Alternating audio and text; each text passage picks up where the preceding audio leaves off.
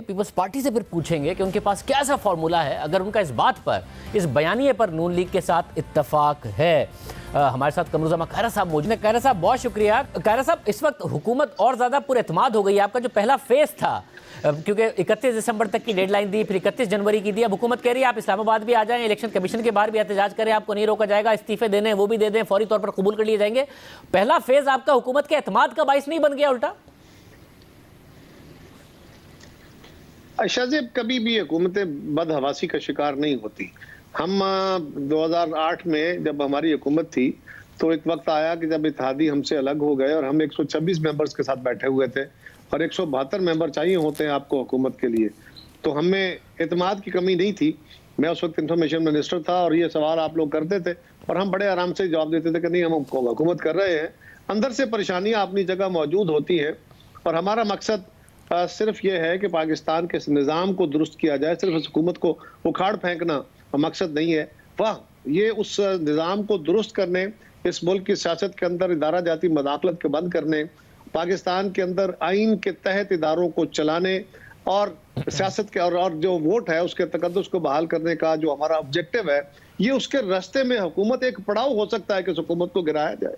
लेकिन हतमी मंजिल तो ये है कि सबको इदारों को इस बात पे कन्विंस किया जाए, इस बात पे मुकम्मल तौर पे अमल कराया जाए कि ये जो ऑब्जेक्टिव है डेमोक्रेसी के, इसके बगैर जमहूरियत नहीं चल सकती, इसको हासिल किया जाए। वैसे मगर जो डेमोक्रेसी का ऑब्जेक्टिव है, अब MQM, काफ लीग, GDA, साथ में बलूचिस्तान अवामी पार्टी, ये हुकूमत को छोड़ें तो ये अपने फैसले खुद तो कर नहीं सकती, सिर्फ उनका ऐलान कर सकती हैं। उसके लिए ये जो आपका मकसद है, जो ऑब्जेक्टिव है कि इदारों की मुदाखलत खत्म हो, ये तो मुदाखलत से ही मुमकिन हो पाएगा। यही जो आपने कहा ना, आपके जो सवाल का हिस्सा है, यही मेरा जवाब है कि आपके ख्याल में ये जमातें जो हुकूमत की इत्तेहादी है, ये हुकूमत के साथ चिमटाई गई हैं, ये उसकी नेचुरल इत्तेहादी नहीं है। खान साहब खुद इनको गालियां देते थे, बहुत बुरा भला कहते थे, किसी को मुल्क दुश्मन कहते थे, किसी को सबसे बड़ा डाकू कहते थे, किसी को कोई खतब, उनके अपने खिताबात थे। सो गुजारिश है कि हम यही चाहते हैं कि कोई कुव्वत, कोई एजेंसी ये इख्तियार नहीं रखती कि वो सियासी जमातों को हुकूमत के साथ लगाए, हुकूमत बनाए, हुकूमत पिछाड़े, सियासी जमातों को तोड़े, उनके साथ लोगों को ज्वाइन कराए, बल्कि ये सियासी जमातों और लोगों का इख्तियार है।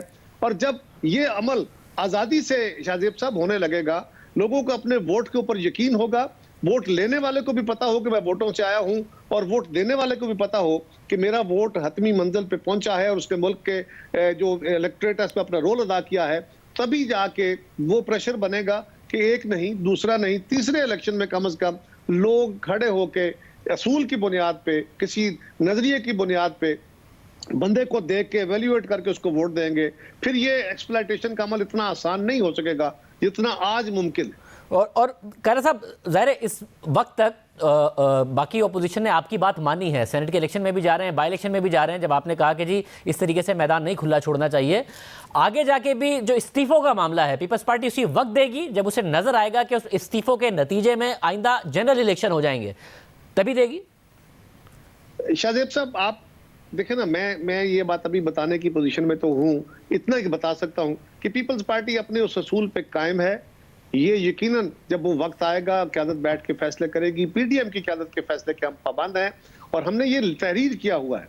लेकिन एक बात तो लॉजिकल है ना, वो बगैर किसी के पूछे, बगैर किसी से मशावरत के मैं कह सकता हूँ, और मैं आपसे भी यही पूछ सकता हूँ और आप भी यही समझते होंगे कि कोई भी आप अपना हतमी हथियार इस्तेमाल करना चाहते हैं तो वो हतमी हथियार आप तब चलाएंगे ना जब आपको पता होगा कि अब ये हथियार चलने का वो वक्त आ गया है कि जब ये चला तो हमारा हदफ जो है वो हासिल हो जाएगा।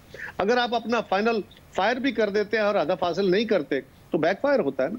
बैक फायर के तो नुकसान होते हैं, उसके सियासी भी नुकसान होंगे, इंफरादी तौर पर जमातों को भी होंगे, और हमारी तानिश में हुकूमत जो एक फाशिस्ट हुकूमत है, इसकी भी लम्हाती तौर पे या वक्ती तौर पे इनको मजबूती मिलेगी। तो ऐसा फैसला तो नहीं करना चाहिए ना, लॉजिकली भी नहीं करना चाहिए। सारी सियासी जमातें इस बात पे मुत्तफिक है, लेकिन हम वो मरहला जिसमें हमारे इस्तीफों से या हतमी वार करने से हुकूमत गिर जाएगी, उसको इंशाल्लाह ताला जल्द ले आएंगे। अवामी राय आमा को हम बार करके, जलसे जुलूस रैलीज करके, ये सारे पार्लिमान के अंदर बाहर और अदालती रस्ते इख्तियार करके हम वो अमल नजदीक ले आएंगे जिसके नतीजे में हतमी फैसला जो है वो हो और नया इलेक्शन हो जाए। बहुत शुक्रिया।